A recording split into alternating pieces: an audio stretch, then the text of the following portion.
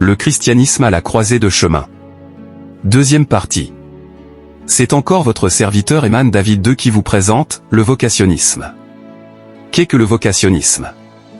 Le vocationnisme est une révélation idiomatique qui indique que chaque être humain est ici sur terre par vocation pour servir son prochain, pour édifier une fratrie christique fondée sur l'amour de Dieu et l'amour du prochain. Le vocationnisme est adossé sur deux versets bibliques, aimez-vous les uns les autres, comme je vous ai aimé, XXXX, je suis le CEP. Vous êtes les sarments, sans moi vous ne pouvez rien, Jean 15, 5, Jésus-Christ ne parle pas de lui seulement comme Christ, mais une seconde lecture permet de comprendre la force du christianisme et dans le corps du Christ qui est aussi Christ en d'autres termes. L'amour solidaire de fratrie christique devient alors la clé du vocationnisme. Seul l'amour peut fédérer les enfants d'un même Père sur cette terre. La particularité de cet amour c'est qu'il est matérialisé par des actes d'amour notamment le service du prochain.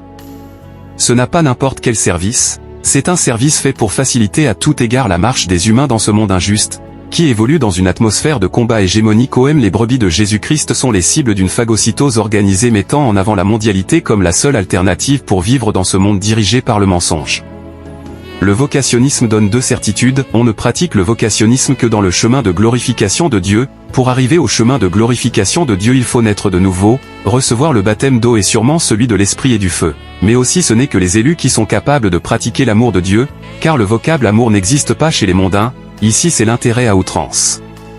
Ce qui veut dire clairement que le service vocationnel est une autre disposition pour assurer son alliance avec le système christique car la vocationnisme est un levier du paradigme christique. Le vocationnisme réduira sûrement les infiltrations car ce sera l'élément discriminatif, si on ne peut pas aimer son prochain alors on n'est pas du Christ. Le vocationnisme est fondé sur l'amour du prochain matérialisé par le service du prochain.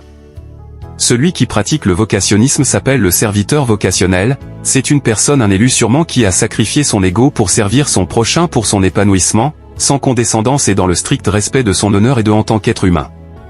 Comme dit plus haut, c'est un signe distinctif qui caractérise les brebis du Christ, car les reprouvés ne connaissent pas le mot amour et service désintéressé, sans intérêt pas d'action.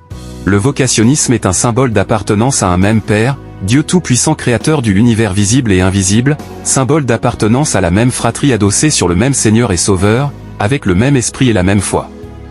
C'est l'amour qui devient alors l'élément fédérateur de tous ceux estiment être membres de la famille christique. Tous les membres de la famille christique sont astreints à l'amour du prochain comme devoir de redevabilité parce qu'ils ont accepté Jésus-Christ comme Seigneur et Sauveur et qui permet à la brebis de manifester son humanité. Parce que ce ne sont que les humains qui sont capables de manifester l'amour du prochain à travers ce concept, le service vocationnel.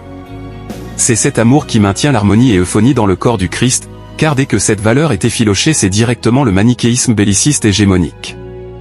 L'amour fraternel est matérialisé par des œuvres dites vocationnelles qui manifestent la gloire de Dieu sur terre. Ces œuvres de charité se regroupent dans une matrice opérationnelle christique contenue dans ce qu'on a appelé service vocationnel support du vocationnisme. C'était votre serviteur Eman David II du Louvre Christian Church.